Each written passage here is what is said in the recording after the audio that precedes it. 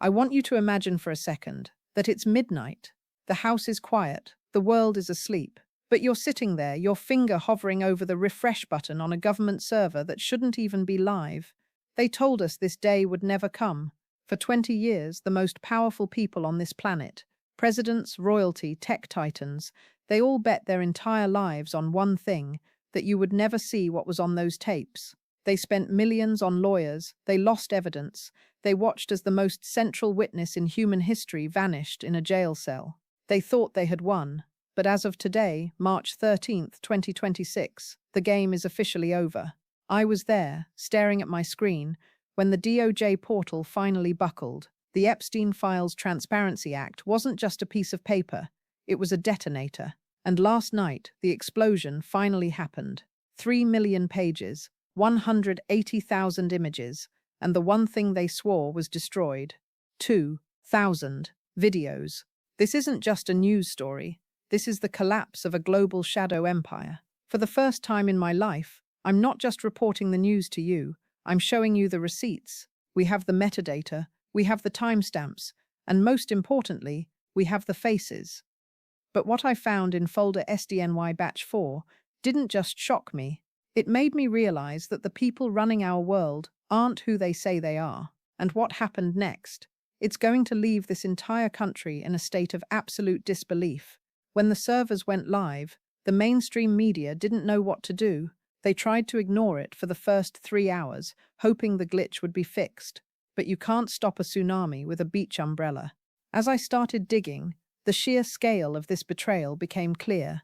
We are talking about the largest unredacted data dump in the history of the Department of Justice. We're seeing flight logs that weren't just names on a list. They were detailed manifests, including what was in the luggage. We're seeing emails from JP Morgan's private banking division that show over $1 billion moving through Epstein's accounts after he was a convicted predator. Why does this matter for America right now? Because for years we were told that the law is the law. We were told that if you or I stepped out of line, the system would crush us.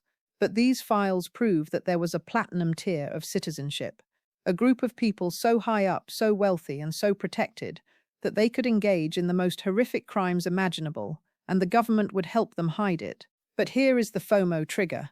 The DOJ didn't want to release this. They were forced to by a bipartisan group of outsiders who refused to take no for an answer. And as the files continue to decrypt, the names coming out aren't just from the past. They are people currently holding office. They are people currently running your favorite tech companies. If you think you know how deep this goes, you have no idea.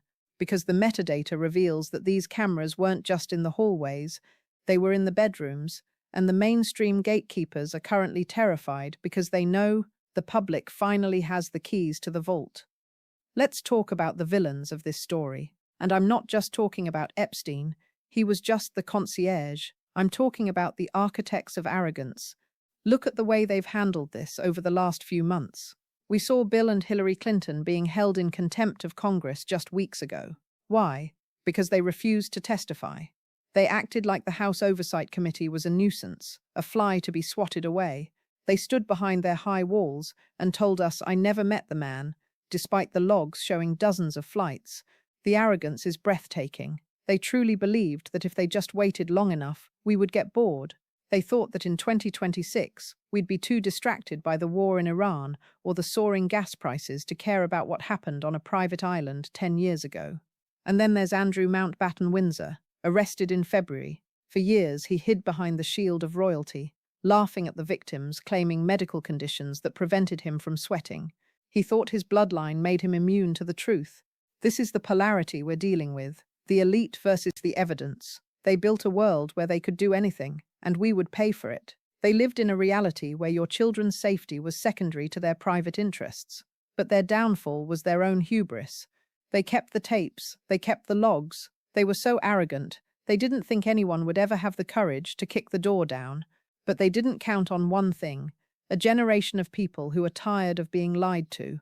Now contrast that arrogance with the heroes of this story. I want to tell you about the 18 women who stood on the steps of the Capitol in the freezing rain last November.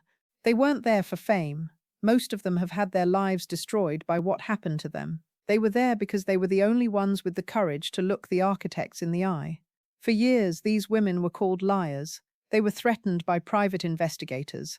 They were offered hush money that would have set them up for life, but they said no. And let's talk about the whistleblowers inside the DOJ, the ones who saw the redaction pens coming out and said, "Not this time." These are the people who risked 20 years in federal prison to ensure the unredacted metadata was preserved. They are the reason we have the 180,000 images today. These heroes didn't come from money. They came from the struggle. They are the public servants who actually believe in the oath they took. They are the survivors who decided that their dignity was worth more than a settlement check. As I read through their testimonies in these new files, I see a level of bravery that I can't even describe. They were prepared for this moment for 2 decades. They knew that one day the truth would have its day in court. And that day, it's today. They have provided the roadmap for every arrest that is coming. But the real battle didn't happen in a courtroom. It happened in a small, windowless room where the elite tried to break them and failed. As the hours passed after the leak, the tension in Washington didn't just rise, it exploded. I'm watching the live feeds of the House Oversight Committee, and you can see the panic on the faces of the establishment politicians. One representative is visibly shaking while trying to explain why his name appears in a 2015 service log. The excuses are getting more pathetic by the second. "I was just there for a charity event. I didn't know whose house it was." The insults are starting to fly. The establishment is lashing out, calling the leak a threat to national security and an invasion of privacy. Privacy? For who? For the people on the tapes. The room fell silent today when AG Pam Bondi was asked a direct question about why 2,000 videos were withheld for so long. The silence lasted 10 seconds. In a live hearing, 10 seconds is an eternity. You could hear a pin drop. The composure of the elite is crumbling in real time. On the other side, you have the independent investigators who are remaining perfectly calm. They aren't shouting. They don't need to. They have the data. They are calmly reading out timestamps. They are matching the furniture in the videos to the floor plans of Epstein's New York townhouse. The world is holding its breath because we know what's coming. We've moved past the allegation phase. We are now in the verification phase. And the more they try to scream conspiracy theory, the more the metadata screams fact. And then it happened. The moment that will be studied in history books. During the closed-door testimony that was just leaked, a high-ranking official was asked, "Did you ever, at any point, see Jeffrey Epstein in the presence of a minor?" He scoffed. He looked at the committee with that same old arrogance and said, "Of course not. These are baseless attacks on my character." That's when the investigator did it. He didn't say a word. He just turned around a laptop and hit play on video file 774B. The room didn't just go quiet. It felt like the air was sucked out of the building. The video wasn't grainy. It was high definition. It showed the official, in a bathrobe, in a room that was clearly the massage suite on the island. And standing right next to him was a girl who couldn't have been older than 14. The official's face didn't just turn pale, it turned grey. His hands started to shake so hard he had to drop his pen. This is the mic drop the world has been waiting for. This is the moment where the lies finally ran out of road.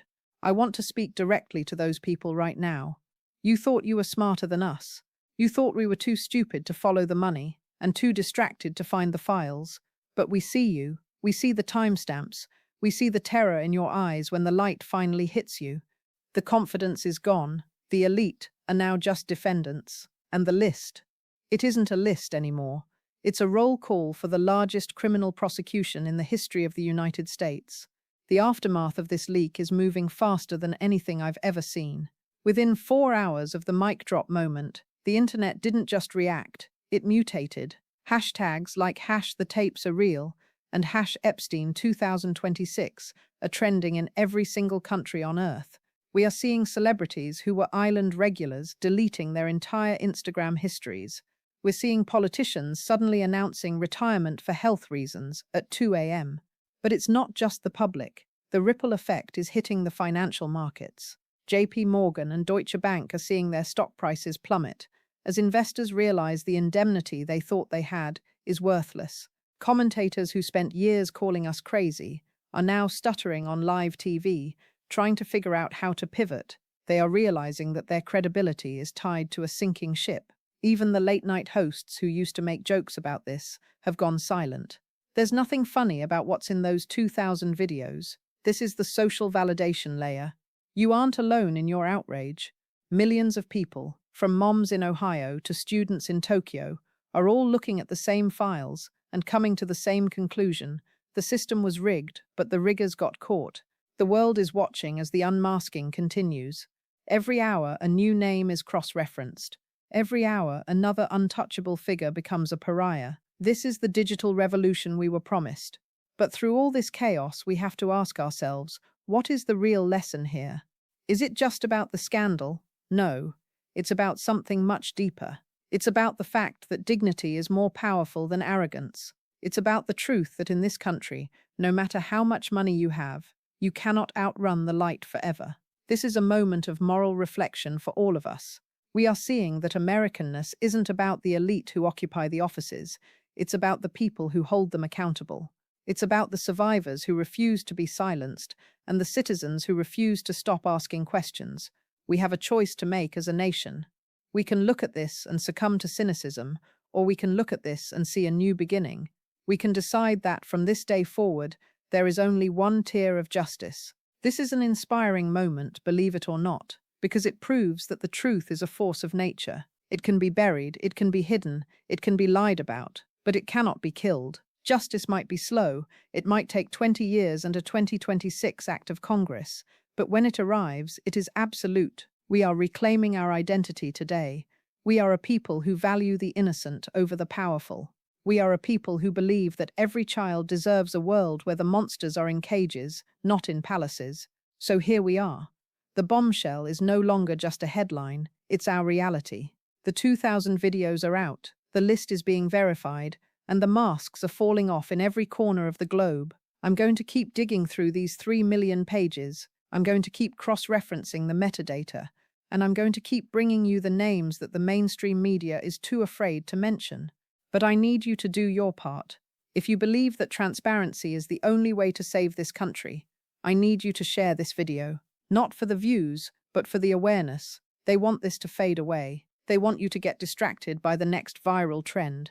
Don't let them. Hit that subscribe button and join this movement for the truth, because as long as we are watching, they can't hide. The list is out, the lights are on, and the world is finally seeing the truth.